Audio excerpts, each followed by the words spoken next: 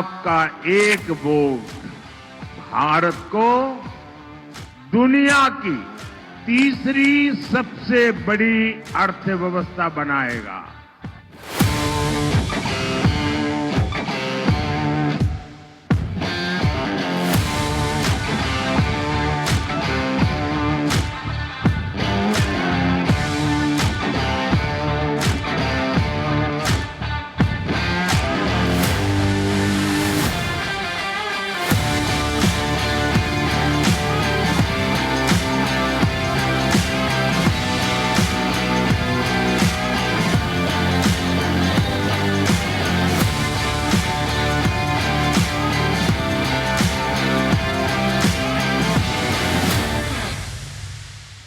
फटाफट आपने तीसरे चरण के रण को कुछ तस्वीरों के माध्यम से देखा, कुछ दिग्गजों के मताधिकार की तस्वीरों को आपने देखा।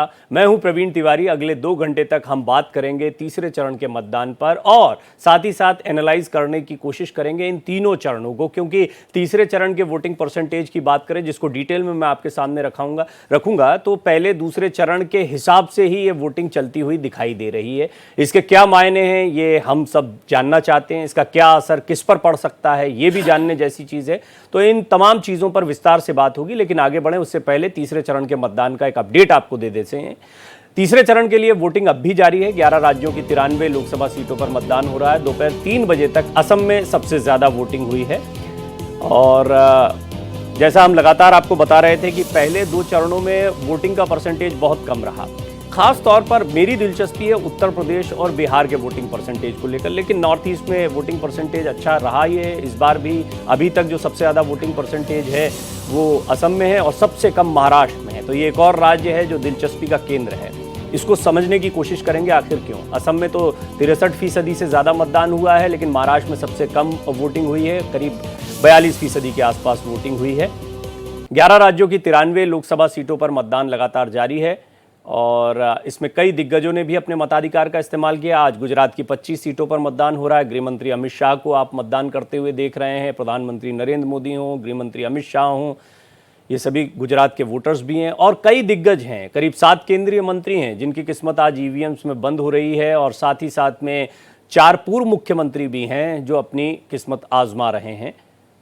ये बहुत ही रोचक चरण तक चुनाव आ गया है। पहले 2 चरणों में हमने देखा कि मामला थोड़ा ठंडा दिखाई दे रहा था, उसके बाद में बहुत तेज़ी से चुनावी बयानों की बात करें, मुद्दों की बात करें तो एक के बाद एक बीजेपी के तीखे हमले होते चले गए। विपक्ष की अपनी तैयारियां हैं, विपक्ष अपने मुद्दों को पुरजोर तरीके से रख रहा है। दक्षिण में खास तौर पर उन्होंने खासा जोर लगाया था, लेकिन अब असली परीक्षा की घड़ी विपक्ष के लिए है, क्योंकि गुजरात जो है वो एक ऐसा राज्य रहा है जहाँ पर लगातार भारतीय जनता पार्टी को बहुत लंबे समय से ज़बरदस्त सफलता मिलती रही है। इससे स्पष्ट है कि गुजरात की जनता के मन में प्रधानमंत्री मोदी और गृहमंत्री अमित शाह की इस जोड़ी को लेकर एक बहुत ही सकारात्मक संकेत हमेशा रहता है और निश्चित तौर पर केंद्र की राजनीति में गुजरात बीजेपी को सशक्त करता दिखाई पड़ता है।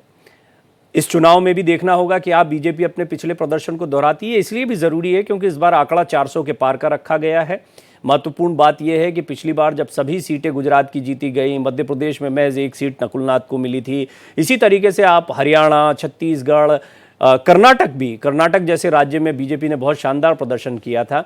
वहीं उत्तर प्रदेश तो निश्चित तौर पर सत्ता की राह बनाता ही है, वहाँ भी बीजेपी का प्रदर्शन बहुत शानदार रहा था। तो अपने पिछले प्रदर्शन को बरकरार रखना, बल्कि अपने पिछले प्रदर्शन से बेहतर प्रदर्शन करना, ये इस बार की चुनौती होगी। मेहमानों का परिचय सबसे पहले आपसे करवा देता हूं। कुमार राकेश जी वरिष्ठ पत्रकार मेरे साथ स्टूडियो में मौजूद हैं, पॉलिटिकल एनालिस्ट के तौर पर हमारे साथ जुड़े रहेंगे। इसी तरह देवकी नंदन मिश्रा जी एक बार फिर मेरे साथ जुड़ रहे हैं चुनाव विश्लेषक के तौर पर। आपका भी मिश्रा जी मैं बहुत बहुत स्वागत करता हूँ। ज़ेबा खान जी कांग्रेस प्रवक्ता मेरे साथ जुड़ रही हैं। ज़ेबा जी आपका स्वागत करता हूँ। डॉक्टर कौशल कांत मिश्रा बीजेपी प्रवक्ता के तौर पर मेरे साथ जुड़ रहे हैं। मिश्रा जी आपका भी बहुत बहुत स्वागत है। शुरुआत ज़ेबा जी आपसे करना चाहूँगा। प्रधानमंत्री मोदी को आप भी सुन रही थी, उन्होंने कई बातें कही। उन्होंने कहा कि किसानों को सम्मान निधि दे रहे हैं, फ्री राशन दे रहे हैं। आप लोगों की बड़ी शिकायत रहती है कि सिर्फ मंदिर की बात होती है या हिंदू मुसलमान की बात होती है, लेकिन वो तुष्टीकरण पर हमला करते हुए संतुष्टीकरण की राजनीति के विषय में बोलते हुए दिखाई दिए। तो वो अपने काम भी गिनवा रहे हैं। ऐसा नहीं है कि वो सिर्फ आप पर हमलावर हैं या कुछ ऐसे मुद्दे उठा रहे हैं जो सीधे सीधे सीधे जनता से जुड़े ना दिखाई देते हो, वो जनता के लिए जो कुछ किया गया है उसका रिपोर्ट कार्ड भी रख रहे हैं और कह रहे हैं कि जब आपसे सवाल पूछा जाएगा तो मुंह पर पट्टी लग जाएगी। प्रवीण जी, मैं मोदी जी को सुन रही थी। ये जो आज तीसरे चरण का चुनाव है और भाजपा के जो 400 पार के नारे में छेद हो गया है ना, हवा निकल गई है, उसके वजह से आज विकास को गिनवाना पड़ रहा है। नहीं तो इससे पहले बताइए ना, विकास की कब बात की जाती थी? युवा बेरोजगार है, नौकरी की कब बात की जाती थी? और अभी प्रधानमंत्री मोदी जी बोल रहे हैं कि हिसाब मांगा जाता है, तो हिसाब तो देश के प्रधानमंत्री से ही मांगा जाता है ना, प्रधानमंत्री से ही मांगा जाएगा। और आप लोग तो आजादी के इतने साल बाद भी आज तक पंडित नेहरू का नाम हर चीज में लाते हैं और हर बात के लिए पंडित नेहरू को जिम्मेदार मानते हैं, और सत्ता में होने के बाद हर बात का सवाल का जवाब राहुल गांधी जी को देना पड़ता है। तो अब तो देश के प्रधानमंत्री हैं और इतने सशक्त प्रधानमंत्री हैं, जवाब तो देना पड़ेगा। अभी जितनी भी बातें अभी रखी हैं उन्होंने, मैं तो अभी महाराष्ट्र के अहमदनगर की रैली की बात करूं, महाराष्ट्र के अहमदनगर में आपने कहा, आप भी सुन रही थी, उन्होंने तो कहीं नेहरू जी का नाम नहीं लिया या किसी अन्य का नाम नहीं लिया, बड़े मुद्दों पे लिया ना। पर आप उठा के पिछले वीडियोस देखिए ना, सभी दिन रात पंडित नेहरू को कोसते हैं। कौन नहीं जानता है? राजीव जी को कोसते हैं, राहुल जी को कोसते हैं। मैंने बहुत दिन से सुना नहीं, शायद हो सकता है कि मैं मिस कर गया हूं, तो बड़े दिन से आया नहीं नेहरू जी का नाम। लेकिन कौशल कांत जी, ये बात कितनी सच है कि अभी हाल के इस खास तौर पर तीसरे चरण के पहले तुष्टीकरण, हिंदू मुसलमान, ये सारी चीज़ों के बारे में बहुत खुलकर बात करने की आवश्यकता पड़ गई। क्या पिछले 2 चरणों में जो मतदान कम हुआ और इस चरण में भी मैं देख रहा हूँ अभी तक जो वोटिंग परसेंटेज आया, कोई बहुत उत्साहित मुझे तो नहीं कर रहा है। मुझे लगता है कि इस चरण में भी 60-62% तक मतदान जाए शाम 5 बजे के बाद तक, तो ये एक बड़ी राहत की बात होगी।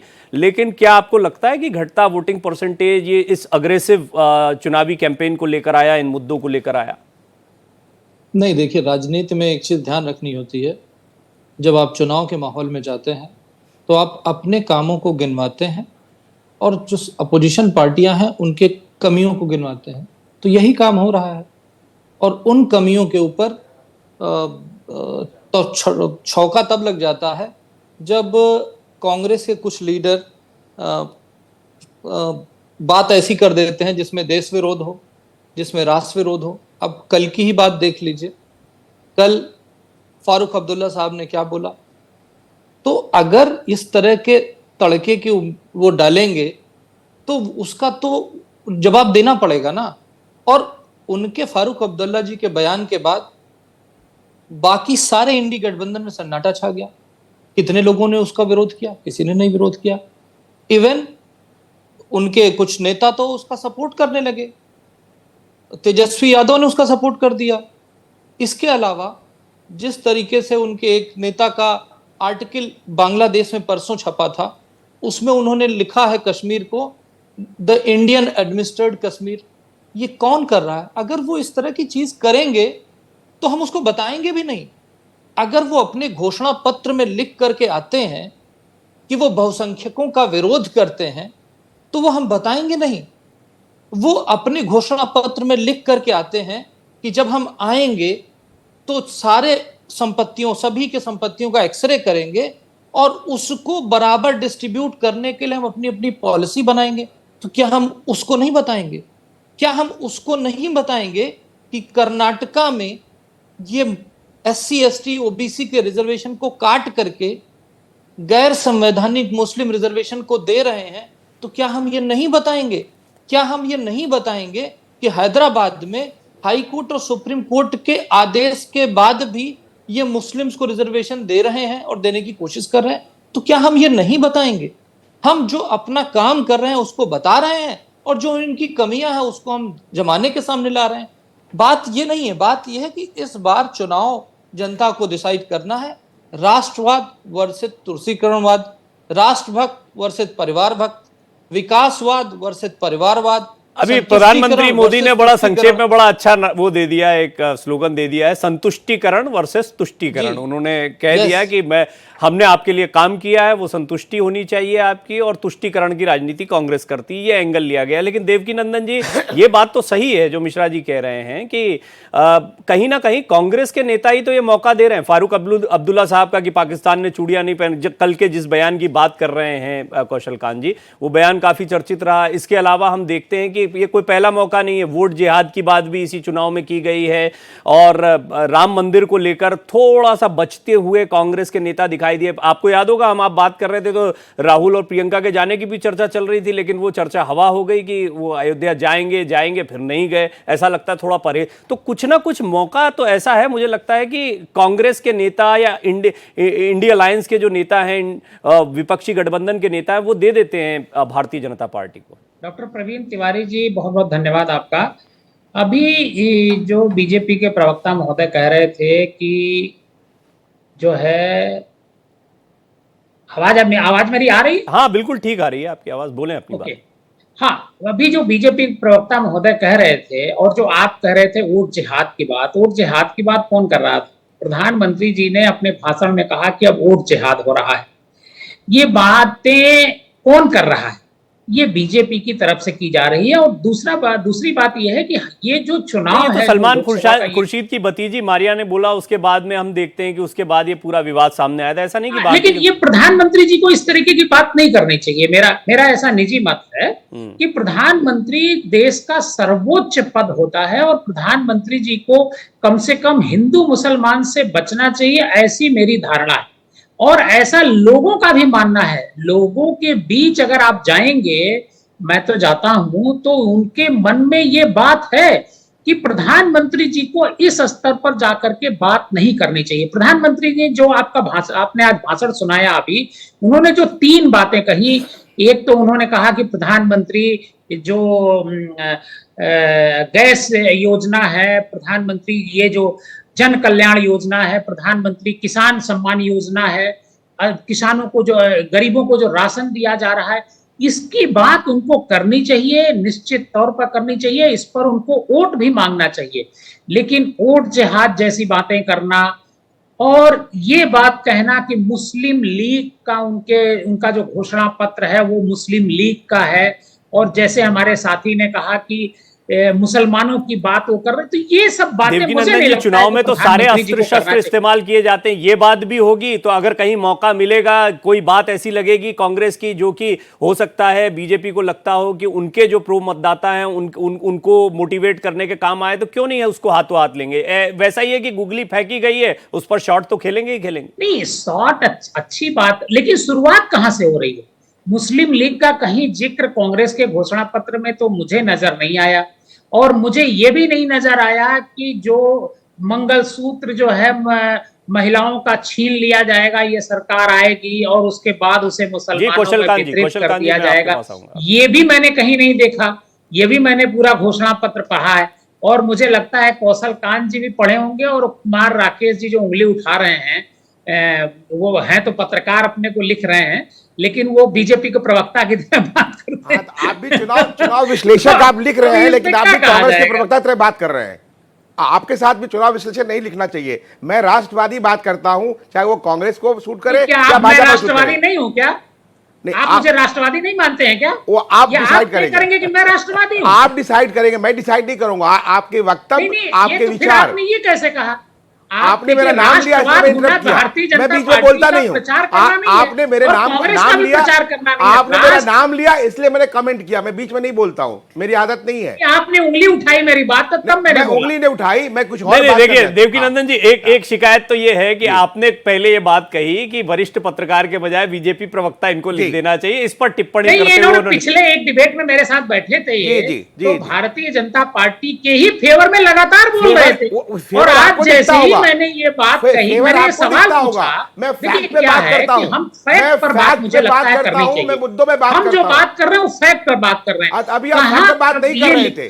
ठीक है, चलिए एक एक करके आपने कुछ बातें रखी। देवकीनंदन जी आप सुनेंगे, मैं कौशल कांत जी आता हूं आपके पास। करेंगे, who are you to decide कि प्रधानमंत्री क्या बोलेंगे क्या नहीं बोलेंगे? आप पहले वोट जिहाद की बात छिड़वाएंगे और फिर बात करेंगे वोट जिहाद नहीं बोलना चाहिए। नहीं, मुस्लिम हम लीग हम नहीं कर रहे वोट जिहाद की बात भाई। आप भी बोल रहे हैं ना, ये तो- आप नसीहत दे रहे हैं, उसी नसीहत पे मैंने उंगली उठाई थी। हम वोट जिहाद की बात तो नहीं कर रहे हैं। बोला कि भाई ये मैं जो फैक्ट है मैं उसको रख रहा हूं। ये चुनाव नहीं, फैक्ट है, फैक्ट नहीं रख रहे हैं ना आप। मुद्दा यही मैं बोल रहा था कि शुरुआत नहीं, मोदी जी ने वोट जिहाद की बात नहीं की, ये फैक्ट नहीं है। शुरुआत किसने की, ये फैक्ट है, बताइए शुरुआत किसने की? अरे भाई मैं सलमान आप खुर्शीद की आप भांजी, राकेश जी कांग्रेस देखिए, के मैं वरिष्ठ जो कह नेता। रहा हूं कि प्रधानमंत्री देश का बहुत बड़ा पद होता है, हाँ, तो बड़ा पद होता है तो सम्मान किसने दिया? सर्वोच्च पद पर बैठा व्यक्ति इस तरीके राहुल गांधी बात करता है तो तू मुझे तराक बात करता है पब्लिक में प्रधानमंत्री अच्छी बात के नहीं लिए। आती, ये अच्छा मैसेज बदतमीजी नहीं की जाता। बात है, ये तमीज की बात है। आप सम्मान की बात कर रहे हैं, सम्मान की बात मैं कर रहा हूं। आपने मेरा नाम लिया इसलिए मैं इंटरप्ट किया, आपने मेरा नाम लिया इसलिए मैं इंटरप्ट किया। आप नाराज क्यों हो रहे हैं? नाराज नहीं, आपने मेरा नाम लिया। आप जब मैं वोट जिहाद की बात कर रहा था आप तुरंत उंगली उठा रहे थे। आपने गलत बयानी की थी, मेरे उंगली उठा के कि प्रधानमंत्री ने ये गलत बयानी प्रधानमंत्री जी ने कहा है कि फिर वोट वही जिहाद बात, करो, फिर वही कांग्रेस वाले कह रहे हैं। आपकी आदत भी राहुल गांधी की तरह हो गई है कि सच को स्वीकारना नहीं। मेरी कोई आदत नहीं, ना राहुल गांधी की तरफ है ना बीजेपी की तरफ है, उसी की तरह आदत दोनों तरफ नहीं है। तरह बोला, TARAH हिंदी में, उसको अंग्रेजी में कर देता हूं, तरह। मैं आपको वॉइस की कोई दिक्कत आ रही होगी तो मैं वही बताना चाह रहा हूं आपको कि आपने जो बोला कि वोट जिहाद की शुरुआत प्रधानमंत्री ने की, तभी मैंने उंगली उठाई, क्योंकि वो कांग्रेस ने शुरू की थी, सलमान खुर्शीद की भांजी मारिया, आलम खान ने शुरू की थी। अच्छा ठीक है, अभी काफी समय हमारा कंज्यूम हो गया आप दोनों की बातचीत में। मैंने एक स्वतंत्र समय इसलिए भी दिया क्योंकि मैं नहीं चाहता, क्योंकि आप लोग पैनल पे कई बार बैठते हैं मेरे साथ, तो मैं चाहता हूं कि कोई गलतफहमी हो तो यही दूर हो जाए और इसी मंच तक रहे। ठीक है, कौशल कांत जी ने आपको सुना, कुछ तथ्यात्मक रूप से आपको सुना, बीजेपी के औपचारिक प्रवक्ता के तौर पर मेरे साथ बैठे हैं, तो बीजेपी की तरफ से वो अपनी बात रखेंगे। फिर जेबा जी मैं आपके पास आता हूं। जी कौशल कांत जी। सबसे पहले तो मैं अपने दोस्त को बता दूं, इन्होंने कहा कि घोषणा पत्र, मैं घोषणा पत्र से पे ही आ जाता हूं। उन्होंने ये कहा कि वो सभी धर्म के जो पर्सनल लॉज हैं उसको बहाल करेंगे। इसका क्या मतलब है? ट्रिपल तलाक खत्म कर देंगे, ट्रिपल तलाक पे जो कानून है उसको खत्म कर देंगे। इसके बाद सच्चर कमेटी में जो रिकमेंडेशन है उसका क्रियान्वयन करेंगे। जो अल्पसंख्यक हैं उनके लिए अलग से पॉलिसी लाएंगे। इसका क्या मतलब है? वो लोगों को अपने तरह से प्यार करने का राइट देंगे, यानी किसकी बात कर रहे हैं? लव जिहाद की बात कर रहे हैं। वो पोशाक पहनने का अधिकार देंगे, यानी बुर्का की बात कर रहे हैं। सुन लीजिए पूरा मैं आपको पॉइंट वाइज बताऊंगा, आप कहोगे तो पॉइंट लिख के भेज दूंगा, मेरे पास सब है, ठीक है। अब वो कह रहे हैं कि वो बहुसंख्यकवाद को खत्म करेंगे। इसका क्या मतलब? वो हिंदुओं के अगेंस्ट काम करेंगे? बहुसंख्यक कौन है इस देश में? ठीक, वो ये कहते हैं कि उन्होंने कहा कि न्यायपालिका में मुस्लिम जजेस की संख्या बढ़ाई जाएगी। इसका क्या मतलब? कैसे बढ़ा देंगे? न्यायपालिका में रिजर्वेशन नहीं तो बढ़ाएंगे कैसे? रिजर्वेशन करेंगे। सांप्रदायिक हिंसा को रोकने के लिए वो सांप्रदायिक हिंसा विधेयक लाएंगे। इसका मतलब वो वही वाली बात कर रहे हैं जिसको जो इनका आने वाला था, कम्युनिटी वायलेंस बिल लाने वाले थे, उसकी बात कर रहे हैं।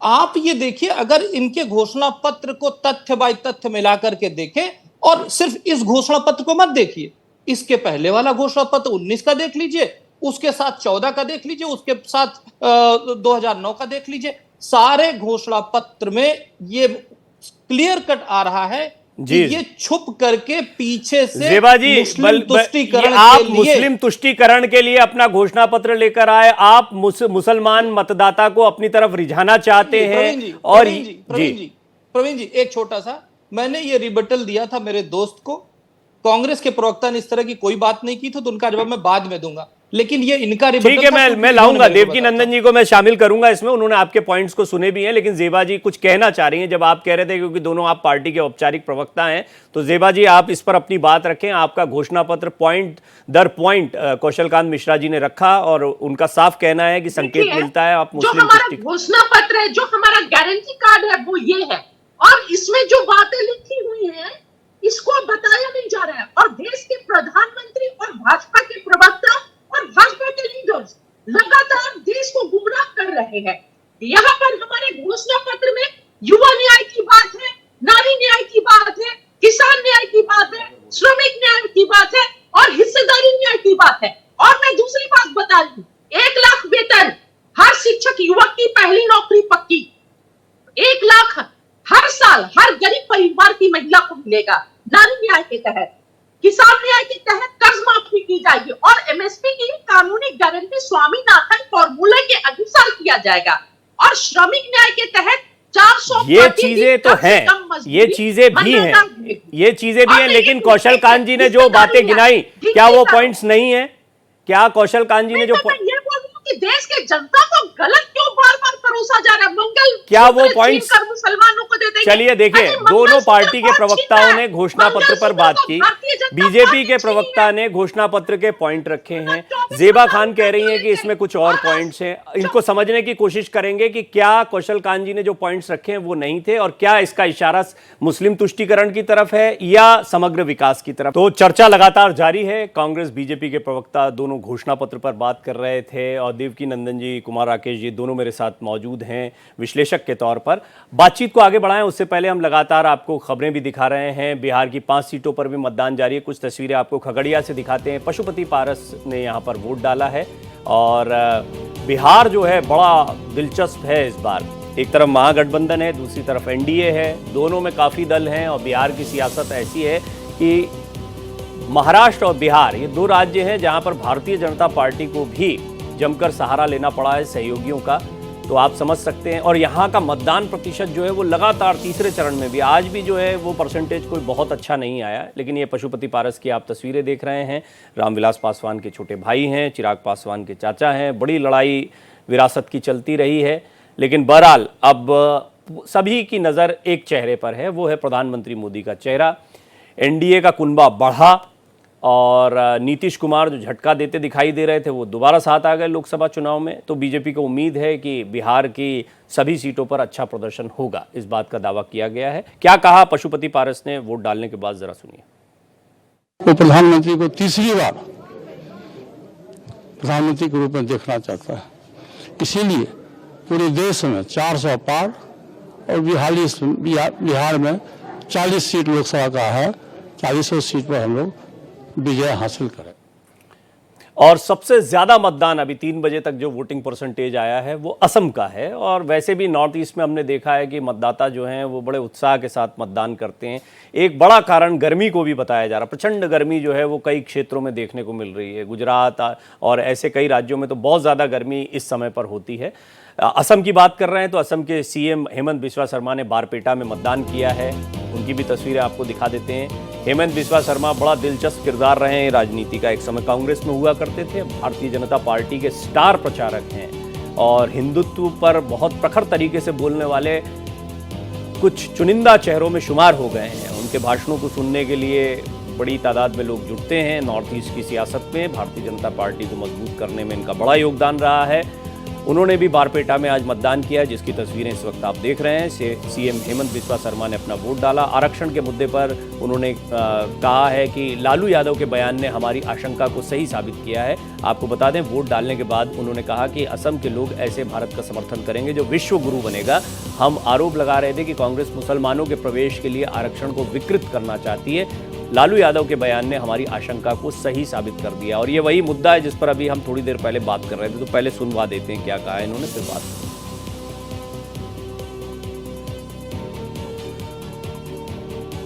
तो ये बयान आपने देखा जो हेमंत बिस्वा शर्मा ने दिया है।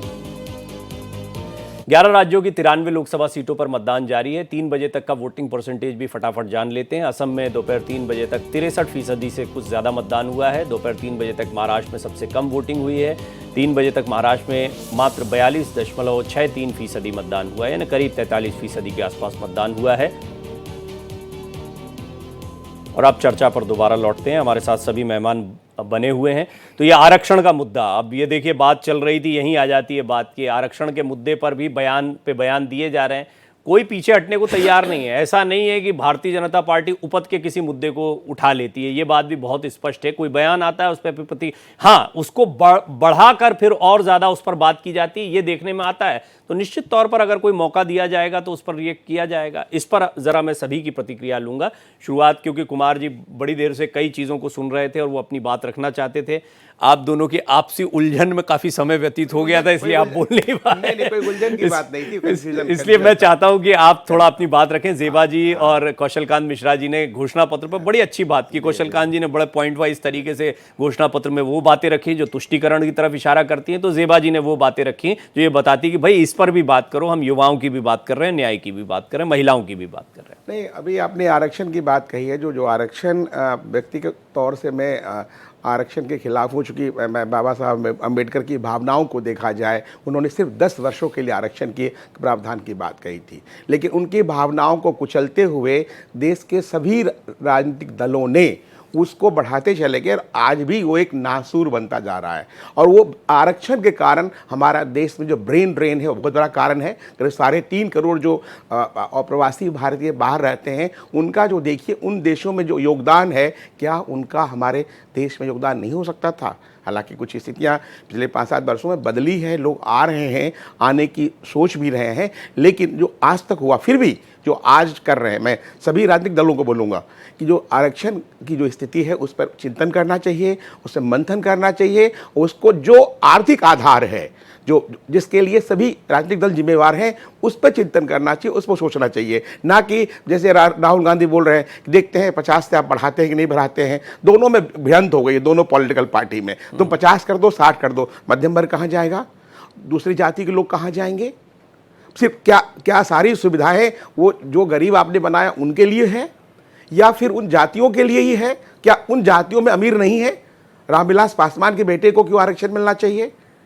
या फिर पीएल पुनिया के बच्चों को या उनको आरक्षण क्यों मिलना चाहिए, चाहे कांग्रेस हो या बीजेपी के लोग हों? मेरा कहने का मतलब है कि उसको लेकर के जब भी चिंतन की बात होती है, सभी राजनीतिक दल कुछ ना कुछ खिचड़ी पकाते हैं, जलेबी बनाते हैं, उसको किनारे कर देते इसको हैं। बड़े परिदृश्य में समझते हैं जी। क्योंकि मंडल के समय से हम जानते हैं वीपी सिंह जी नहीं, राजनीति से लेकर आज तक जब चला। मैं 10 सेकंड का इनपुट दे रहा हूं आपको। इस पे पूरे चिंतन की जरूरत है, देश के लिए चिंतन की जरूरत है, राष्ट्र के लिए चिंतन की जरूरत है, और सभी दलों को इसमें मेरा मानना है कि आरक्षण को लेकर के, इसके पुनर्विचार को लेकर जहां जरूरत है वहां मिलना चाहिए। ठीक है, आपका वैलिड पॉइंट है कुमार जी। आर्थिक आधार आपने बिल्कुल सही पॉइंट रखा। सभी जातियों में ना इत्तेफाकी नहीं होगी उन लोगों की जो इसका दंश झेल चुके हैं, इससे परेशान रहे। लेकिन मेरा यह कहना है कि जब चुनाव होता है तो हम देखते हैं कई ऐसे मुद्दे, प्रधानमंत्री नरेंद्र मोदी खुद अपने एक इंटरव्यू में कह चुके हैं कि जो चुनाव का दौर होता है उसमें जो बयानबाजी होती है वो एक अलग अंदाज पर होती है, तू में चलती रहेगी। अभी उन्होंने एक रैली में अभी भी बोला है, इसमें भी बोला है कि ये चलता है, लेकिन देश में जो है वो एक सौहार्द का भाव रहना चाहिए, इस तरह की बात भी उन्होंने कही है। तो हम देखते हैं कि चुनाव में जो वादे होते हैं, चुनाव में जो बातें कही जाती हैं, वो मतदाता को इंपैक्ट करने के लिए कही जाती हैं। अब आरक्षण का तीर चलता है तभी तो इसका दांव बार बार खेला जाता है। वो तीर चलाने वाली बात नहीं होनी चाहिए। मेरे सभी राजनीतिक दलों से मेरा भी अनुरोध है, मैं भी एक देश का मैं एक वोटर भी हूं, एक संवेदनशील नागरिक भी हूं, उस नाते भी मेरा सबसे मनुहार है, गुहार है कि इस पे सोचिए, चिंतन कीजिए, जहां जरूरत है उस पे होना चाहिए, उसकी पुनरीक्षा होनी चाहिए, उसकी समीक्षा होनी चाहिए, उसके आधार पे ही आरक्षण मिलना चाहिए। जातिगत आरक्षण बिल्कुल नहीं होना चाहिए, ये मेरा निजी मत है। जो आरक्षण की बात देवकी नंदन जी, एक और महत्वपूर्ण बिंदु यह है कि चुनाव, इसी चर्चा को आगे बढ़ाते हैं जो अभी आप भी बात कह रहे थे और जहां पर कुमार राकेश जी बात को लेकर आए हैं कि चुनावी मुद्दे जो होते हैं उनमें तो उठाई जाती हैं बातें, जब भी मौका मिलेगा तो उन मुद्दों को उठाया जाएगा जिसका जनता पर कोई भी इंपैक्ट पड़ता दिखाई देता है। यानी नेता जनता को ड्राइव करे के बजाय जनता का भाव क्या है, इससे नेताओं की स्पीच आगे बढ़ती। क्या इससे कोई ना इत्तेफाकी आपकी रहेगी? नहीं, बिल्कुल ना इत्तेफाकी नहीं रहेगी। देखिए, जो अभी कुमार राकेश जी ने बहुत अच्छी बात कही, मैं उनकी बात से पूरी तरह सहमत हूं। जो अभी उन्होंने बात कही रिजर्वेशन को लेकर के, बाबा साहब ने 10 साल के लिए रिजर्वेशन दिया था और इतने साल 75 साल बाद भी रिजर्वेशन जारी है, बल्कि बढ़ाने की बातें हो रही है। आपने जो बात कही है कि चुनाव में जो मुद्दे उठाए जाते हैं, चाहे वो कांग्रेस की तरफ से उठाए जाए, चाहे भारतीय जनता पार्टी की तरफ से उठाए जाए, चाहे समाजवादी पार्टी की तरफ से, या कोई भी पार्टी जब मुद्दे उठाती है, उन मुद्दों में क्या होता है, मैं जो देख पा रहा हूं कि घोषणा पत्र से अलग बातें की जाती हैं। हालांकि नियम ये कहता है कि जो भी बात आप मतदाता के बीच जाकर के कहें, वह बात आपके घोषणा पत्र में होनी चाहिए, क्योंकि आपकी कही हुई बात गायब हो जाएगी। आपने जो एक प्रपत्र प्रकाशित किया है जिसे घोषणा पत्र कहा गया, मतलब आप सरकार में आएंगे तो उसे लागू करेंगे।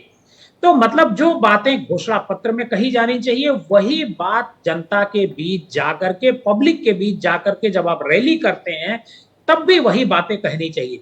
लेकिन ऐसा कौन नहीं कर रहा है, इसमें कौन कमजोर पड़ रहा है, आपकी एनालिसिस क्या है? नहीं, ये कमजोर क्या, जो कांग्रेस कह रही है, कांग्रेस ने भी बहुत सारी बातें गलत कही है। जैसे संविधान खत्म करने की एक बात आ रही है, लगातार ये बात कही जा रही है। तो क्या भारतीय जनता पार्टी ने कभी ये नहीं कहा कि हम अगर 400 पार आ जाएंगे तो संविधान खत्म कर देंगे? इसी तरीके से कांग्रेस ने कभी ये नहीं कहा कि उसका जो घोषणा पत्र है वो मुस्लिम लीग का है। कांग्रेस ने कभी ये नहीं कहा कि जो हिंदू महिलाएं हैं या हिंदुओं की संपत्ति मुसलमानों को दे दी जाएगी, या हिंदुओं का जो रिजर्वेशन है वो मुसलमानों को दे दिया जाएगा। प्रधानमंत्री जी इस बात को कह रहे थे। लेकिन मैं आपको यहाँ एक भी बात याद दिलाना चाहता हूं कि प्रधानमंत्री जी का एक वीडियो वायरल हो रहा है जब वो गुजरात के मुख्यमंत्री होते हैं। गुजरात में मुसलमानों को रिजर्वेशन नरेंद्र मोदी जी ने मुख्यमंत्री रहते हुए दिया है। गुजरात में नरेंद्र मोदी जी ने मुख्यमंत्री रहते हुए दिया है। यही काम कर्नाटक सरकार ने भी किया।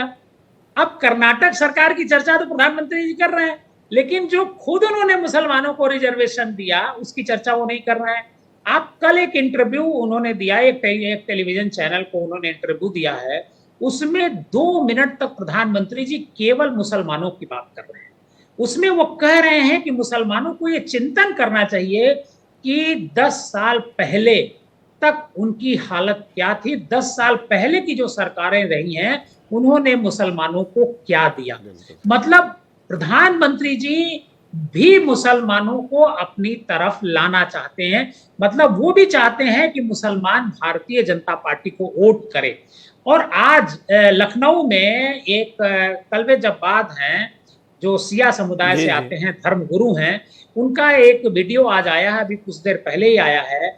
उन्होंने अपील की है कि मुसलमानों को समाजवादी पार्टी और कांग्रेस से बचना चाहिए और भारतीय जनता पार्टी के पक्ष में वोट करना चाहिए। हालांकि उनका जो परिप्रेक्ष्य था वो लखनऊ की सीट राजनाथ सिंह को लेकर के है, क्योंकि भारतीय जनता पार्टी को मुसलमानों का वोट लखनऊ में आज से नहीं, ये बड़ा दिलचस्प पॉइंट है जो अभी आपने उठाया ना। कोई सीट होती है, किसी सीट पर मतदाताओं की संख्या, मतदाताओं का बल देखते हुए कई बार बयान दिए जाते हैं। कई बार उस चरण में कितनी सीटें हैं, कौन सा क्षेत्र, उस पर क्या इंपैक्ट पड़ेगा को देखते हुए बयान दिए जाते हैं, लेकिन उसका इंपैक्ट पूरे देश पर जाता है और हम आप इस पर डिस्कशन करते हैं। लेकिन जेबा जी, इस वजह से जाता है प्रवीण जी, क्योंकि अब जैसे मान लीजिए कि कोई रैली अगर गुजरात के बनासकांठा में हो रही है तो वो रैली लाइव दिखाई जा रही है, लाइव टेलीविजन पर दिख रहा है, तो उस पर तो चर्चा होगी ही होगी। पब्लिक के बीच अब हम निश्चित तौर पर जानते हैं कि कोई भी बात किसी सीमा के दायरे में नहीं है, किसी शहर के।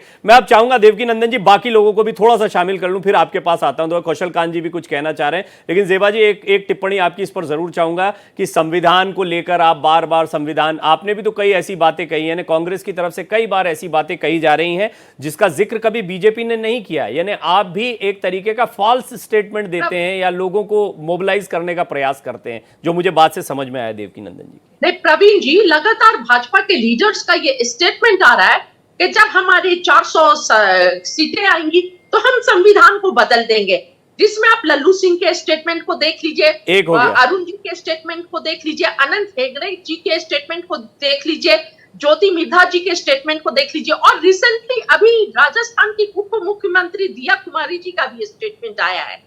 तो कम से कम इन बातों को देश के प्रधानमंत्री जी को काटना चाहिए, आकर सामने बोलना चाहिए कि संविधान को बदलने की आप लोग बात मत कीजिए, संविधान विरोधी बात मत कीजिए। संविधान जो है इस देश की आत्मा है, और अगर हम जीतेंगे आएंगे तो संविधान में कोई फेरबदल नहीं। देखिए, आपने भी अभी इस मंच पर बोल दिया, इनके अगर एग्जैक्ट बयानों को देखा जाए तो ये बिल्कुल संविधान बदलने की बात स्पष्टता कह रहे हैं, ये कहना भी गलत होगा।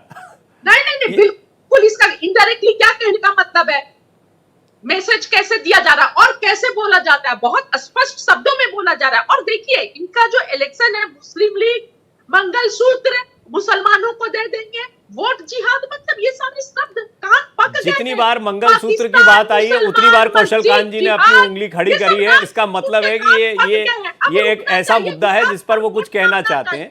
तो कौशल कांत जी, ये बात सही है कि इसी तरीके से आपके जो देवकी नंदन जी ने दोनों ही तरफ से बात रखी थी, मंगलसूत्र है या फिर बहुसंख्यक समाज को एकदम एक भय व्याप्त कर देना कि भैया ये आ गए तो भाई मामला गड़बड़ा जाएगा, तुम्हारी सारी संपत्ति और ये सारी चीजें ले ली जाएंगी, ये भी एक डर का माहौल बनाना है। प्रवीण जी देखिए, सबसे पहले तो मैं अपने एनालिस्ट की बात जी का जवाब देना चाहूंगा। आप ये बताइए हमारे घोषणा पत्र में क्या ऐसा लिखा है जो हमने नहीं किया? हमने कहा राम मंदिर बनाएंगे, हम बना चुके। हमने कहा धारा 370 हम खत्म कर दिए। हम यूसीसी की बात करके आए थे, हम यूसीसी पे काम कर रहे हैं। हमने कहा था ट्रिपल तलाक को खत्म कर दें, हमने खत्म कर दिया। हम जो कहते हैं वो करते हैं। हम घोषणा पत्र को घोषणा पत्र नहीं, हम संकल्प पत्र कहते हैं। हम संकल्प लेते हैं तो उसको सिद्धि तक एक मिनट रोक रहा हूं, बस शिवपाल यादव कुछ कह रहे हैं, सुन लेते हैं कुछ, बस फिर तो दोबारा आपकी इसी बात को कंटिन्यू करेंगे। देख आइएगा, वहाँ वोट डालने जा रहे थे लोग, उन्हीं को पकड़ के बैठा दिया। क्या ऐसा पहले कभी नहीं हुआ था? ऐसा तो कभी नहीं हुआ है, पहली बार हो रहा है ये। और पता चलेगा जब सरकारें बदलेंगी कैसे निष्पक्ष चुनाव होता है, और इन अधिकारियों को पता फिर चलेगा कि कैसे निष्पक्ष चुनाव होता है। हमने तो आयोग में भी इनकी कंप्लेंट की है कि ऐसे जो कर्मचारी हैं, ये अधिकारी हैं, इनके खिलाफ जरूर कार्रवाई करें। आदित्य को धरने पर बैठना पड़ गया शिवपाल जी, आदित्य यादव धरने पर बैठ गए हैं, ये नौबत क्यों आ गई, क्या लगता है आपको? जबकि ये वहाँ पर तो देखिए जैसे ही अल्पसंख्यक और खासकर यादव वोट जैसे ही आता है वैसे ही लाठी, और वहाँ पर मुस्लिम महिलाओं के साथ जैसे ही लाठी चार्ज किया है और भगा दिया है, और वहाँ से देखिए बीएलओ को भगा दिया है, बीएलओ को पर्चा छीन लिया है, सब पर्चियाँ छीन ली हैं। और हमारे जो एजेंट थे वहाँ पर जो भी बस्ते लगे थे वो कई बार 3 बार सैसवान में, इस्लाम नगर में फट दिया, तब आदित्य को वहाँ धरना देना पड़ा। कोई टेलीफोन नहीं उठा रहा है। सब अधिकारियों के, पुलिस अधिकारियों के, जैसे सीओ है, सीओ के साथ एसएचओ हैं, सबके फोन बंद हैं, कोई फोन नहीं उठा रहा है।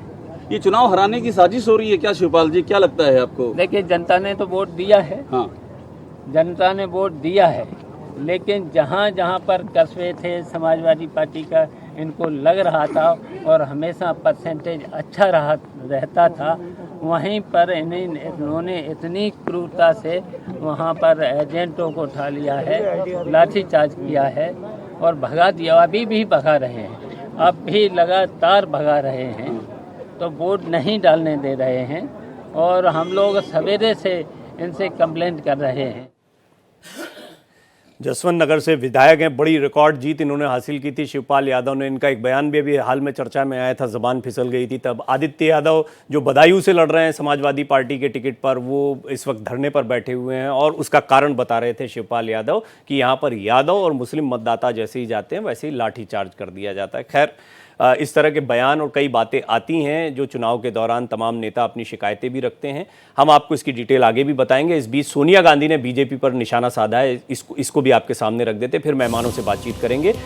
सोनिया गांधी जो हैं वो इस चुनाव में बहुत कम जगहों पर बोलती दिखाई दी हैं और उनकी राजनीति जो है वो आप जानते हैं कि किस तरीके से यूपीए 1, यूपीए 2 बहुत सक्सेसफुली उन्होंने चलाया और कांग्रेस को एक तरह से रिवाइव करने में उनका बड़ा योगदान रहा है। लेकिन इस चुनाव में बड़ा इंतज़ार किया जा रहा था कि सोनिया गांधी जो हैं कितना एक्टिव होती हैं। रायबरेली को लेकर बड़ी सोच थी, तो रायबरेली से राहुल गांधी लड़ रहे हैं। बेरोजगारी से युवा परेशान है, महिलाओं के साथ हो रहा है अत्याचार, ये सारी बातें उन्होंने कही, आपको सुनवाते हैं।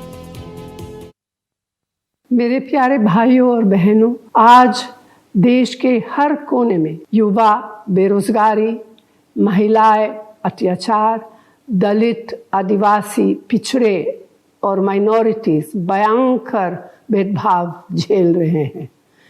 ऐसा माहौल प्रधानमंत्री नरेंद्र मोदी और भाजपा की नीयत की वजह से है। उनका ध्यान किसी भी कीमत पर सिर्फ सत्ता हासिल करना है। राजनीतिक लाभ के लिए नफरत को बढ़ावा दिया है। कांग्रेस पार्टी और मैंने हमेशा सभी की तरक्की और वंचितों को न्याय दिलाने के साथ देश को मजबूत करने के लिए संघर्ष किया।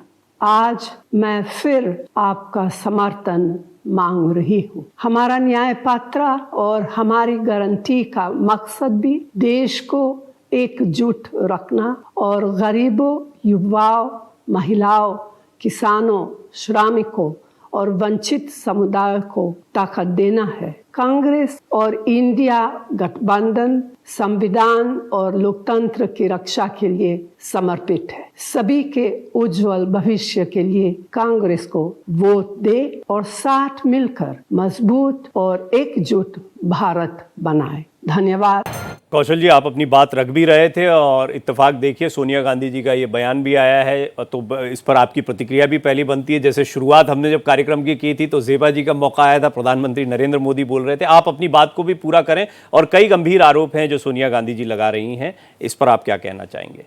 सोनिया गांधी जी का जो फर्स्ट स्पेल आपने दिखा, 3 स्पेल में दिखा है। पहले स्पेल में उन्होंने जो भी बोला वो फैक्चुअली करेक्ट कहीं पर नहीं है, कोई भी फैक्चुअल डॉक्यूमेंट नहीं है। अब मैं फैक्चुअल बात करता हूं।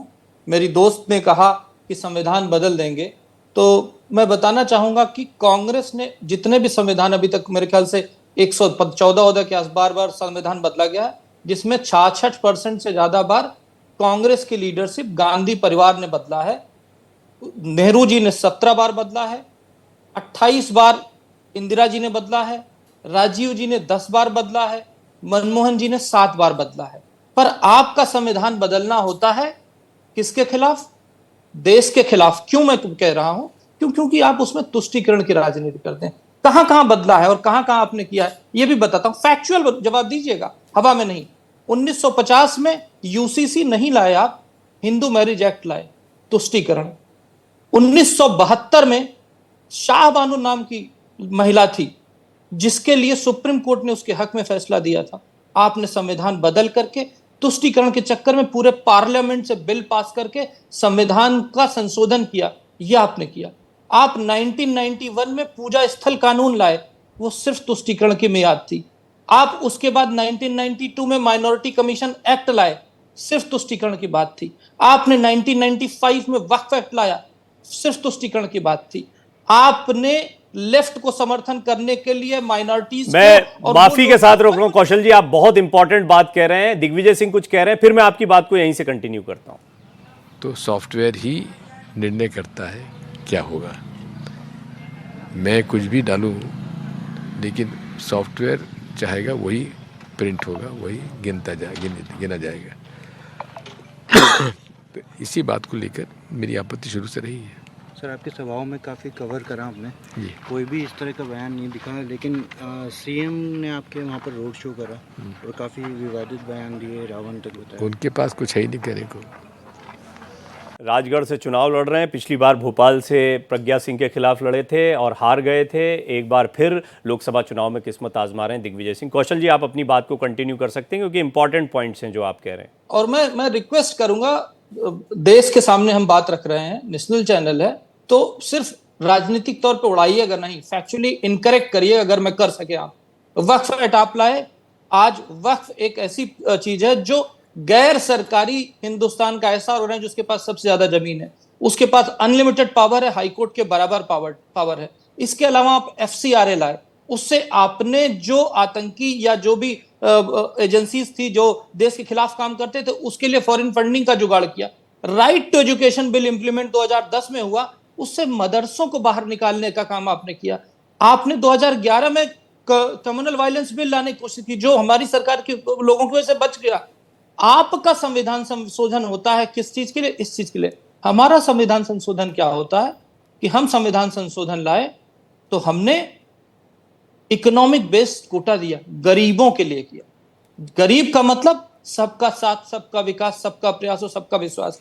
और मैं दोस्त को ये बताना चाहूंगा, अभी थोड़ा सा खत्म करने दीजिए, फैक्ट की बात कौशल जी थोड़ा संक्षेप में आपको, थोड़ा संक्षेप में मैं कोशिश कर रहा हूं कि आप निर्बाध रूप से बोले, लेकिन फिर भी थोड़ा 2009 के लोकसभा इलेक्शन में जो इनका मैनिफेस्टो था उसमें लिखा गया है वो ओबीसी रिजर्वेशन के अंदर मुस्लिम को सब कोटा देंगे। 2009 निकालिए, 2011 में जब यूपीए सरकार थी, उसने माइनॉरिटी अफेयर्स की मिनिस्ट्री ने ओबीसी कोटा के भीतर 8.5% सब कोटा मुस्लिम का बनाने की बात की थी, और उसके बाद 2014 आपने फैक्चुअली बड़े डिटेलिंग में ये पॉइंट्स रखे हैं। जेबा जी, एक लाइन में बात साफ है कि कई बार आप लोगों ने संविधान में बदलाव किए और वो सारे के सारे जो अभी बताए गए कौशल कांत जी के द्वारा, वो तुष्टीकरण की तरफ इशारा कर रहे हैं कि आपने तुष्टीकरण की राजनीति की।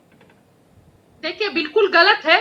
हम संविधान, इनका संविधान बदलने का जो मकसद है वो नहीं, इन्होंने जो बात कही उस पर जवाब दें आप। इन्होंने जो पॉइंट्स रखे हैं उसको कैसे नहीं, मैं ये बोल रही हूँ कि ये जो संविधान बदलने की बात कर रहे हैं, हमने भी बहुत सारे संविधान में जो भी बदलाव हुए हैं वो देश के जरूरतों को देखते हुए किया गया है। लेकिन भाजपा जो संविधान बदलने की बात करती है वो दूसरे हिसाब से करती है।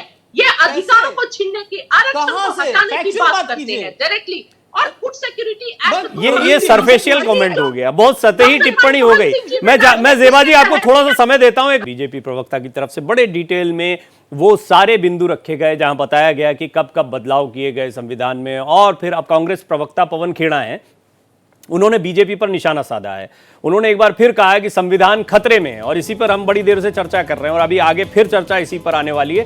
संविधान खतरे में, ये पवन खेड़ा कह रहे हैं। आरक्षण खत्म करने की कोशिश हो रही है कि साजिश हो रही है, ये बात उन्होंने कही। देखिए, अगेन ये वही मुद्दा है जिस पर हम बात कर रहे थे। ये 400 सीटें लाएंगे, इसके बाद संविधान खत्म कर देंगे, तो ये एक डर भी उन्होंने बताया।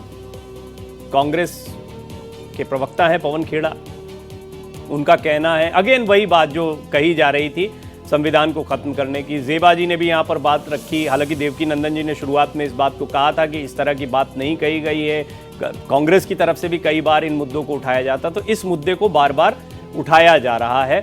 और संविधान में कब कब क्या क्या बदलाव किए गए, क्या परिवर्तन किए गए कांग्रेस काल में, ये कौशल कांत जी ने बड़े डिटेल में आपके सामने रखा था। एक बार फिर पवन खेड़ा उसी बात को कहते हुए सुनाई दे रहे हैं। कांग्रेस प्रवक्ता पवन खेड़ा ने कहा है संविधान खतरे में है, 400 के पार सीटें ले आए तो ये संविधान बदल देंगे, आरक्षण खत्म करने की साजिश हो रही है।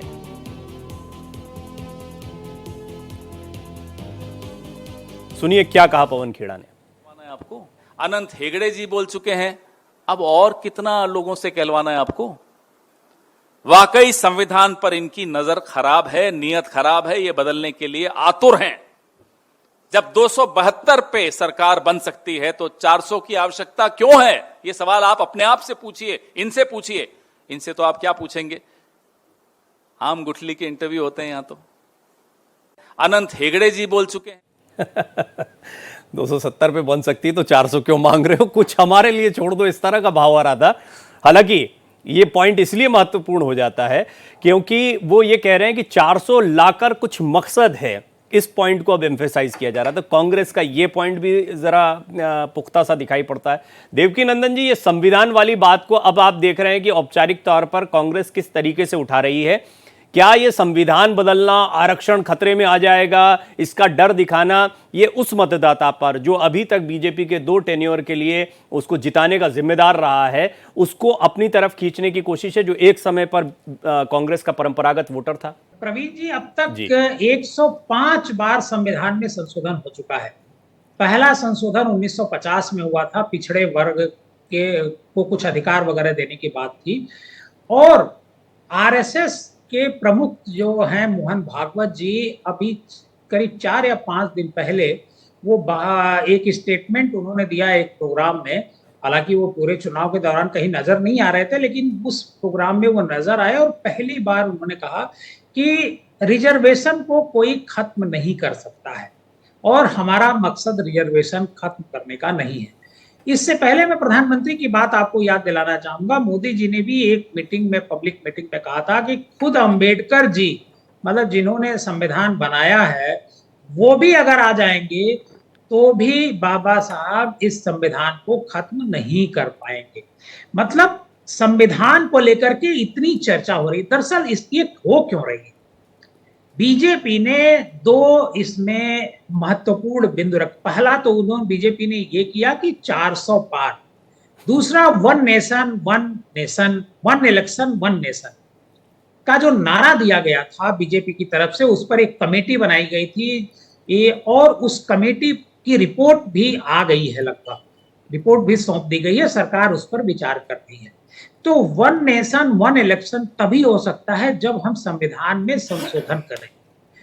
तो इसको इस तरीके से प्रेजेंट किया गया और बीजेपी के कुछ सांसदों ने भी कहा, जैसा हेगड़े जी ने भी कहा, लल्लू सिंह फैजाबाद के सांसद हैं, उन्होंने भी कहा, और इन दो और एक और सांसद हैं, उन्होंने भी कहा कि संविधान हमको 400 पार दीजिए ताकि हम संविधान को बदल सकें। ये उन्होंने कहा। हालांकि ये बीजेपी का आधिकारिक वक्तव्य नहीं है, लेकिन चूंकि सांसदों ने कहा, इसको लेकर के कांग्रेस के नेता बार बार सवाल उठा रहे हैं। और जहां तक रिजर्वेशन की बात है, रिजर्वेशन को लेकर के कई सालों से बात चल रही है कि आरएसएस रिजर्वेशन के खिलाफ, रिजर्वेशन के खिलाफ मैं भी हूं। रिजर्वेशन का जो तरीका है वो तरीका सही नहीं है। रिजर्वेशन उसको मिलना चाहिए जो रिजर्वेशन का नीडी हो, जिसको ये चाहत हो, जिसको जरूरत हो। गांव का दलित आज भी वैसे है, लेकिन रामविलास पासवान और उनके बेटे, उनके परिवार के अन्य लोग की संपत्ति और ताकत और प्रभाव कितना बढ़ता गया, लेकिन आज भी रामविलास पासवान के जो बेटे हैं, पासवान जी, उनके बेटे को भी रिजर्वेशन मिल रहा है। क्या यह सही है? रिजर्वेशन का जो आधार होना चाहिए वो आर्थिक आधार होना चाहिए, लेकिन जब पॉलिटिकल बात होती है, पॉलिटिक्स की बात होती है, तब कोई भी इस रिजर्वेशन का विरोध नहीं कर पाता है जो जाति आधार पर दिया जा रहा है। और ये आजादी के बाद से दिया जा रहा है। पहले ये 10 साल के लिए लागू किया गया था और हर बार बढ़ता गया। कांग्रेस की सरकार बढ़ाती चली गई, मोदी जी ने खुद इसको बढ़ाया रिजर्वेशन को। तो अब सवाल ये उठता है कि रिजर्वेशन पर चर्चा करना भी गुनाह है। अगर आप चर्चा करेंगे तो आप मतलब जो आपका वोटर वर्ग है वो खिसक जाएगा। कांग्रेस खींच कर ला रही है क्या बीजेपी को इस चर्चा में, और बीजेपी बचना चाह रही है इस चर्चा से? और न ही कांग्रेस करती है और न ही कोई और दल करता है। देवकीनंदन जी, क्या कांग्रेस खींच कर लाना चाह रही है बीजेपी को और बीजेपी इससे बचना चाह रही है? नहीं, बीजेपी का जो ओरिजिनल बीजेपी है उसमें इस बात को लेकर के चिंता है, जो बात मैं कह रहा हूं कि रिजर्वेशन को खत्म किया जाना चाहिए। पहले इस पर कई बार कई नेताओं के बयान आ चुके हैं। उसी बयान को आज की तारीख में कांग्रेस के लोग, जो कांग्रेस के चाहे नेता राहुल गांधी हो, चाहे पवन खेड़ा का बयान आपने दिखाया, इसके अलावा और जो लीडरान हैं वो उसी बात को रखना चाहते हैं। और रिजर्वेशन का फायदा मुझे मिला या नहीं मिला, लेकिन जो दलित समुदाय के लोग हैं वो उसको लेकर के वो ये मानते हैं कि ये मेरा राइट, और आज नहीं मिला तो आगे चल करके मिलेगा ही मिलेगा। इसकी वजह से जो दलित समुदाय के लोग हैं उनके बीच आज की तारीख में इसकी बहुत चर्चा है। जब आप गांव में जाएंगे, ये बहुत इंपॉर्टेंट है। मैं आता हूं थोड़ा और डिटेल में, बाकी मेहमानों से भी बात करते हैं, क्योंकि आपने बड़ी बैलेंस यहां पर टिप्पणी रखी है, आपकी एनालिसिस अच्छी है। कुमार राकेश जी, ये बात सही है कि दलित मतदाता या ओबीसी मतदाता, इनको लेकर भारतीय जनता पार्टी बड़ी सतर्क रही है और पिछली 2 टेन्योर की कामयाबी ये बताती है कि उनका भरोसा भारतीय जनता पार्टी पर प्रधानमंत्री मोदी के चेहरे पर आया। उन्होंने खुद भी कहा है अभी एक रैली में कि मैं इस समाज से आता हूं, इस बात को खुलकर कहा है। ये साफ बताता है कि ये मतदाता हमको साथ में चाहिए। इसीलिए रिजर्वेशन को लेकर आपने कहा आप राष्ट्रवादी सोच के व्यक्ति हैं और आप रिजर्वेशन के खिलाफ भी हैं। 2 बातें तो आपने स्पष्ट तौर पर कह दी। ऐसे में आपका वक्तव्य बड़ा महत्वपूर्ण हो जाता है। रिजर्वेशन के खिलाफ भी हैं, लेकिन रिजर्वेशन को छेड़ भी नहीं सकते हैं। ये क्या कोई आफत है बीजेपी के लिए वर्तमान समय की? देखिए, अभी कई सारी बातें हुई संविधान को लेके, आरक्षण को लेके। बार बार मैं सुनते सुनते मेरे कान पक गए हैं कि ज़्यादा सीटें आएंगी तो संविधान बदल देंगे। ऐसा बिल्कुल नहीं है। संविधान बदलने के लिए सिंपल मेजॉरिटी चाहिए। जैसा कि देखा आपने 370 में राज्यसभा में नहीं था, उसको मैनेज किया गया, और लोकसभा में था, वो पास हो गया। जहाँ तक 1 नेशन 1 इलेक्शन की बात है, वो भी एक आम सहमति से भी किया जा सकता है। उस पर कोई ऐसी पहले भी होता ही था चुनाव, संवैधानिक कोई संकट की बात नहीं है। यदि आप सहमति से कर लेंगे ठीक है, नहीं तो नंबर से कर लेंगे।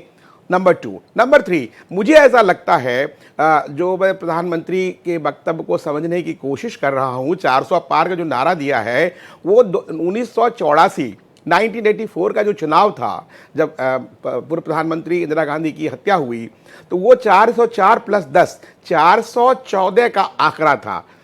मुझे लगता है कि प्रधानमंत्री के मन में कहीं वो परिकल्पना है कि अभी तो हमने सारे रिकॉर्ड डेवलपमेंट के सारे मैंने रिकॉर्ड तोड़ दिए हैं, तो वो 414 को क्रॉस करने की कहीं न कहीं उनके मन में मंशा है, ऐसा मुझे लगता है। एक बात। दूसरी बात, आरक्षण की बात मैं फिर बोल रहा हूं, किसी भी राजनीतिक दल में इतना मादा नहीं है, इतना हिम्मत नहीं है कि आरक्षण की जो एक परंपरागत शैली है, वोट कैच करने की आसान रणनीति, उसको कोई छेड़ दे।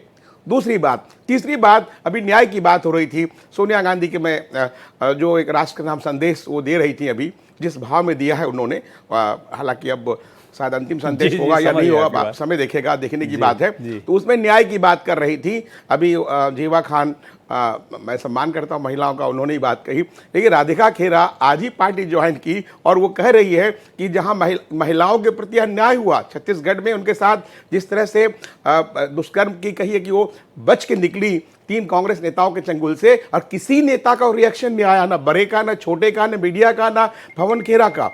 तो अब जो असली मुद्दे से आप मुंह चुराएंगे तो जनता तो देख रही है। शेखर सुमन चलो ठीक है, लेकिन राधिका खेरा जैसे संवेदनशील महिला और बहुत अच्छे मतलब अपने वक्तव्य रखती थी टीवी चैनलों पर भी और विचारों से भी है कि हम ही सुरक्षित नहीं हैं पार्टी के अंदर, ये देश को क्या चलाएंगे, उसका जवाब किन्हीं के पास नहीं है। तीसरी बात जो ही बात आई, वो जो मुद्दे की बात आई थी, आरक्षण के साथ संविधान की बात आई, तो संविधान में जो भी चला आ रहा है, राजीव गांधी 3 बातों को लेकर बार बार हंगामा कर रहे हैं, गरीबी की सुरक्षा, हाँ राहुल गांधी, संविधान, आरक्षण और गरीबी की रक्षा।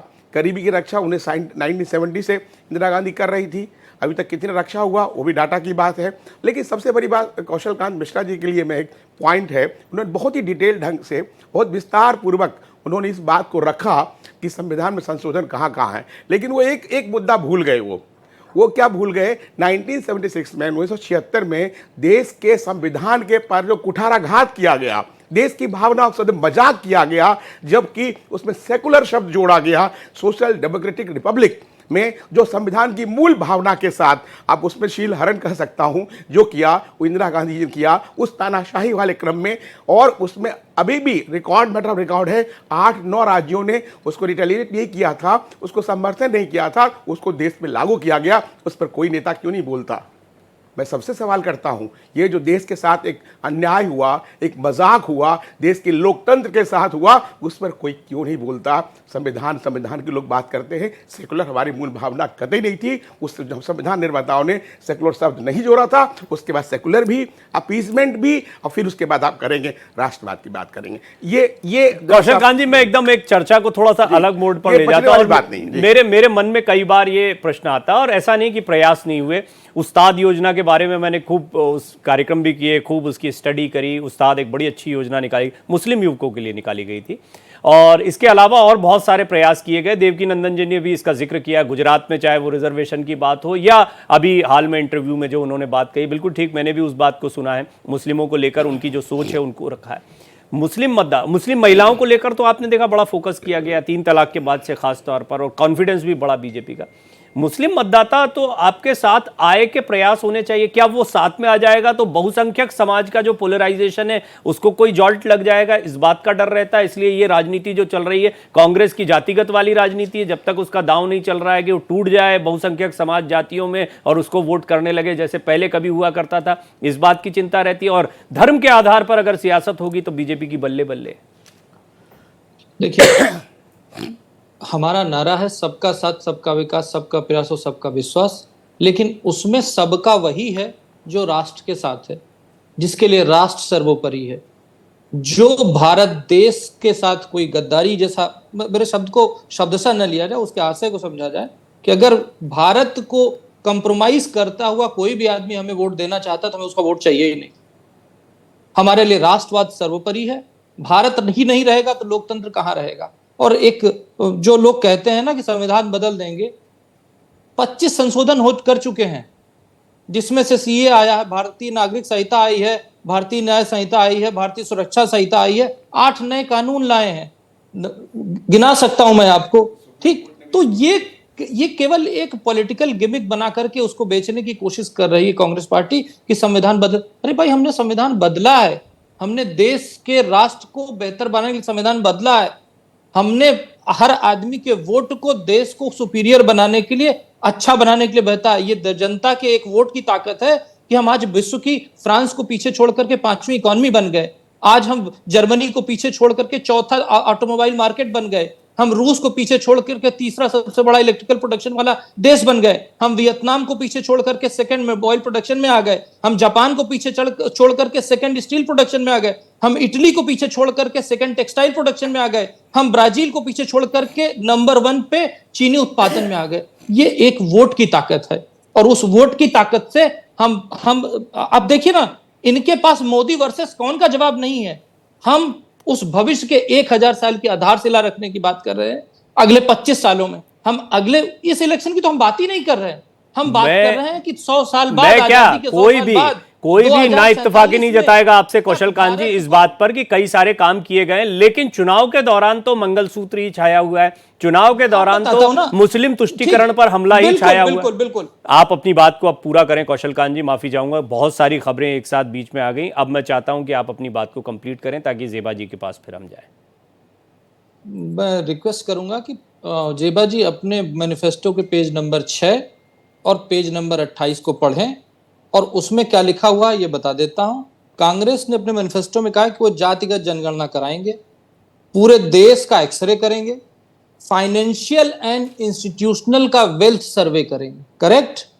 उसके बाद राहुल गांधी ने तेलंगाना की चुनावी रैली में कहा कि जिसकी जितनी संख्या भारी उसको उतना हक, यानी कि संख्या के आधार पर हक देने की बात की।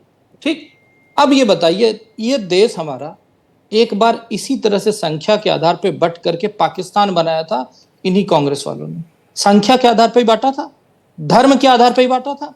अगर ये अपने घोषणा पत्र में साफ साफ लिख के कह रहे हैं, और जिस तरीके से इनका कैरेक्टर रहा है उसको बताने में क्या बात है, और उसी घोषणा पत्र में ये लिखते हैं कि हम बहुसंख्यकवाद का विरोध करते हैं। बहुसंख्यकवाद का मतलब क्या है? देश में बहुसंख्यक कौन है? माइनॉरिटी के अलावा जो लोग हैं वो बहुसंख्यक है, तो उसका खत्म करेंगे। यानी क्या करेंगे? ये तुष्टीकरण की राजनीति करते हैं। मैंने एक एक फैक्ट की बात की है, एक बार अब आ जाते हैं इनके देश हित के बारे में कुछ बता देता हूं।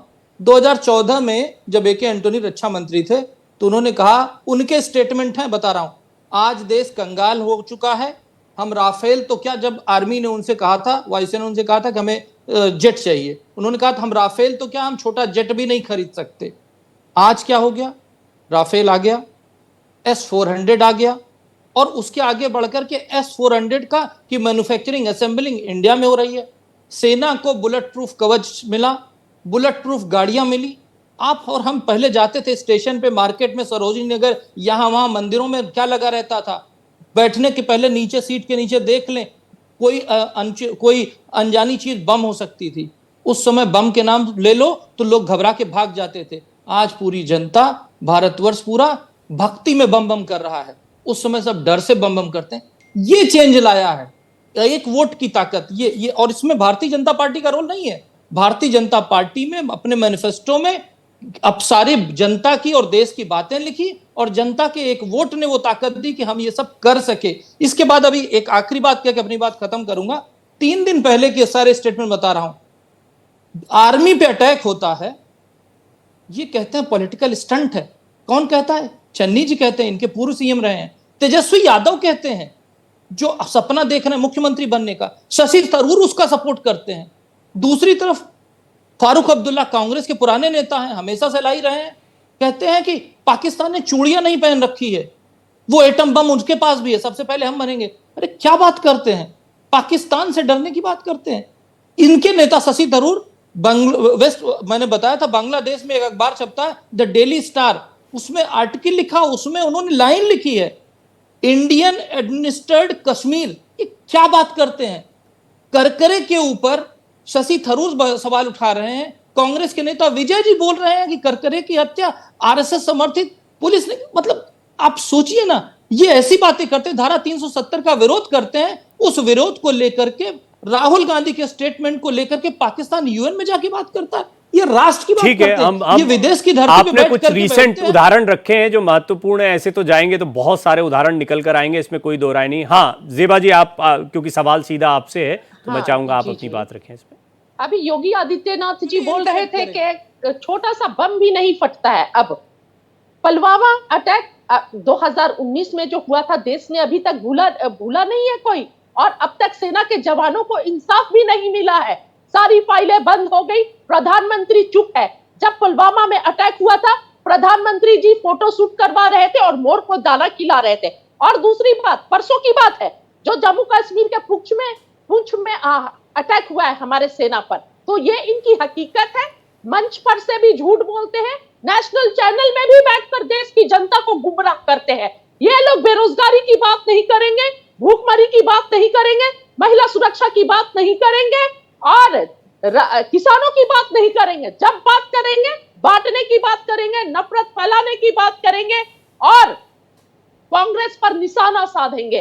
सारे जवाब कांग्रेस दे, भारतीय जनता पार्टी और प्रधानमंत्री को कोई जवाब नहीं देना है। देश ने देखा है कि कोरोना के समय किस तरह प्रवासी मजदूर सड़कों पर मरे हैं, किस तरह पैदल चलने को मजबूर हुए हैं। तो एक ऐसा प्रधानमंत्री और पार्टी जो देश के गरीब जनता की चिंता करती है, वो ऐसे लॉकडाउन नहीं करता और अपने देश की जनता को भूखे और प्यासे और नंगे पैर रोड पर चलने के लिए नहीं छोड़ता है। भारतीय जनता पार्टी पूंजीपतियों की सरकार है, अडानी और अंबानी की सरकार है, न कि देश की गरीब जनता की सरकार है। और इन्हें पता चल गया है कि 400 पार का नारा और इनका जो झूठ है देश की जनता के सामने आ गया है। ये हमारे मैनिफेस्टो की तो बात करते हैं, अपने मैनिफेस्टो की बात क्यों नहीं करते हैं? शर्माती है कौशल जी को।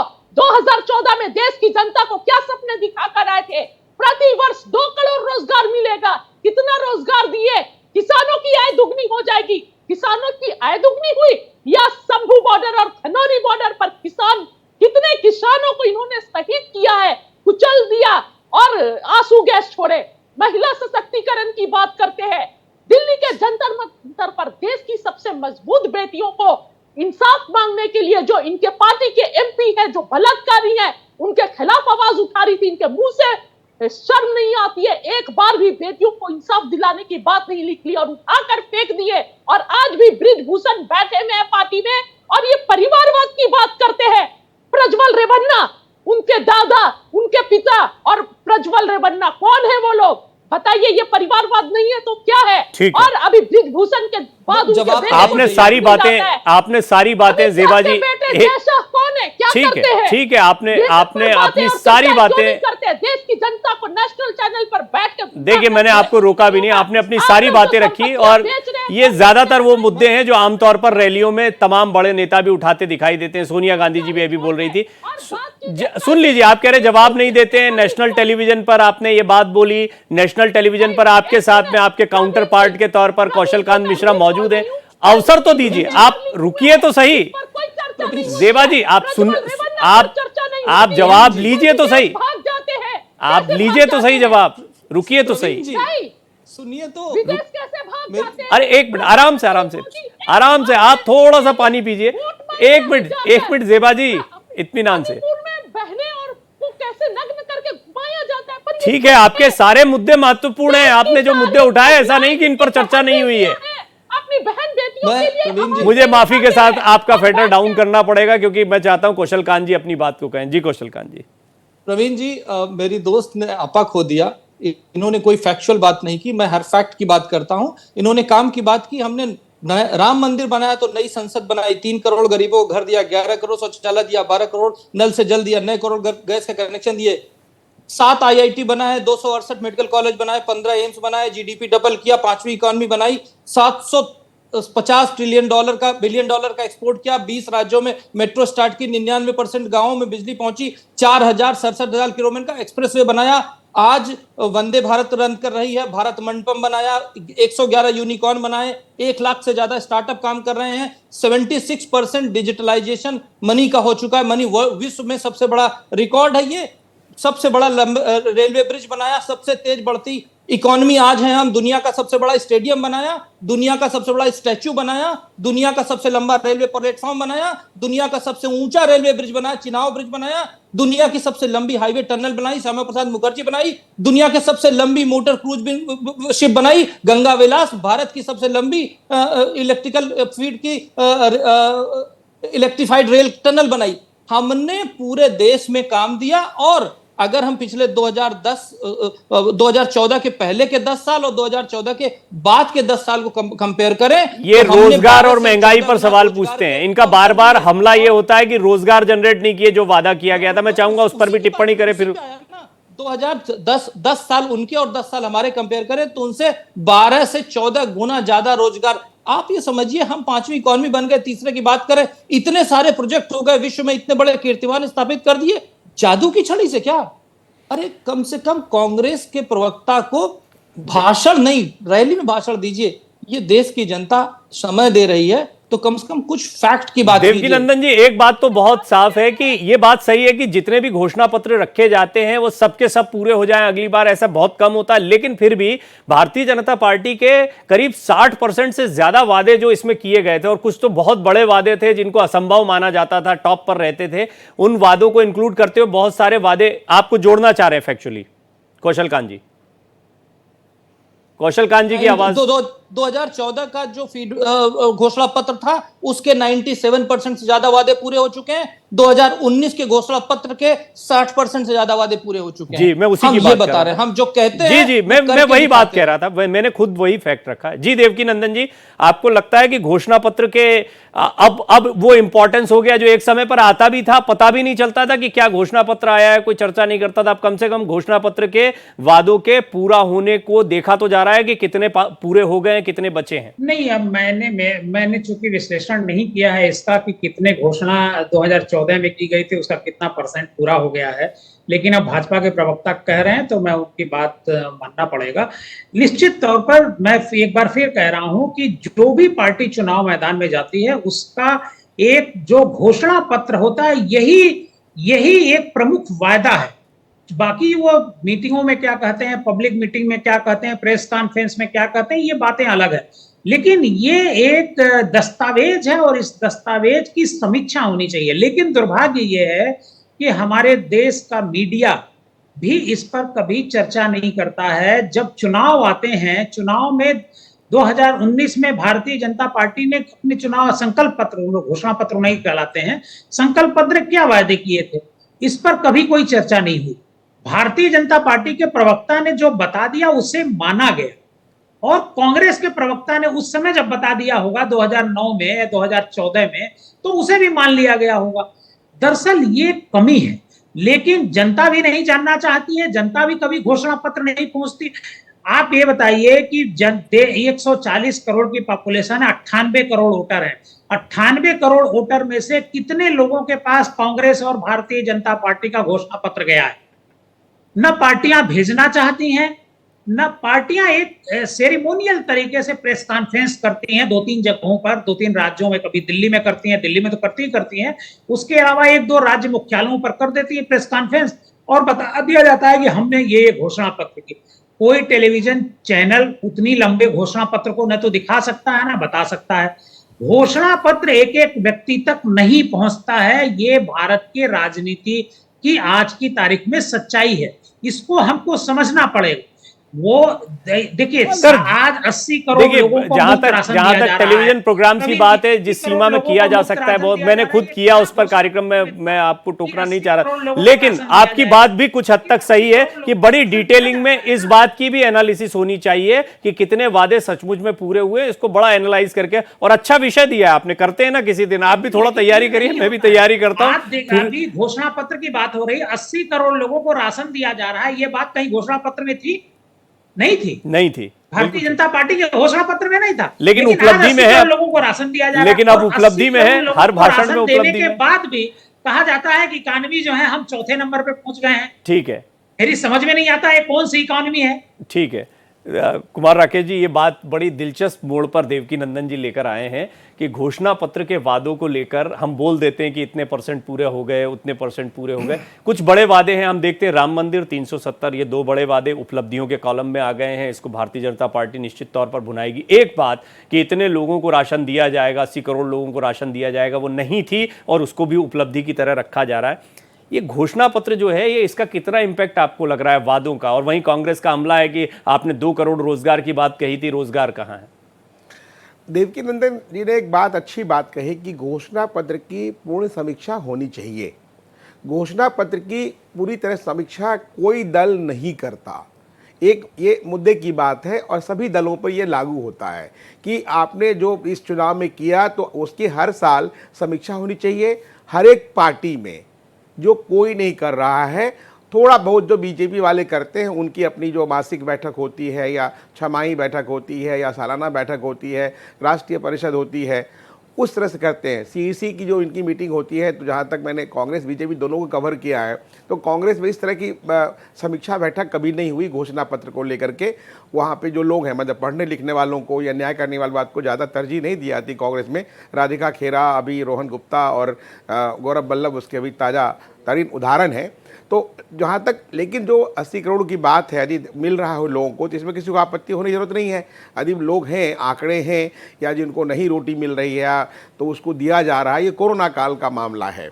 अभी कांग्रेस की प्रवक्ता ने कोरोना को लेकर बात कही, शायद उनको नहीं, शायद समझना चाहिए देश के इस पूरे आर्थिक इतिहास के क्रम में भी और इतिहास के क्रम में, दोनों, जो राजनीतिक इतिहास भी है, सामाजिक इतिहास है, कि पोलियो का जो है, जो अभी भी पोलियो से मुक्त नहीं हुआ है भारत। पूरे विश्व में पोलियो मुक्त होने के बाद 10 साल के बाद हमारे यहाँ पोलियो का वो दवा, टीका आया था।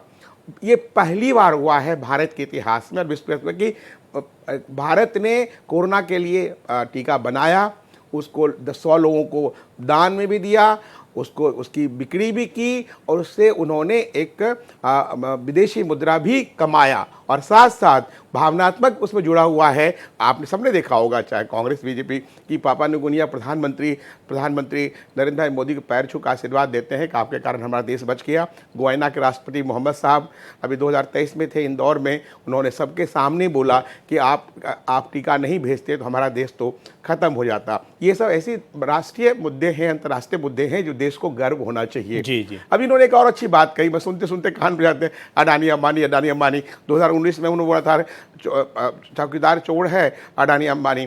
तो जब भी मैं किसी चैनल पर जाता था, डीडी न्यूज़ हो कहीं भी, तो वहाँ कांग्रेस प्रवक्ता पर 2 ही लाइनें होती थी। आज फिर वो बोल रही हैं, क्या अडानी अंबानी, ये मुद्दे की बात है, 2014 के बाद पैदा हुए देश में? उसके पहले अडानी अंबानी नहीं थे क्या? वो उनका कांग्रेस से कोई वास्ता नहीं है?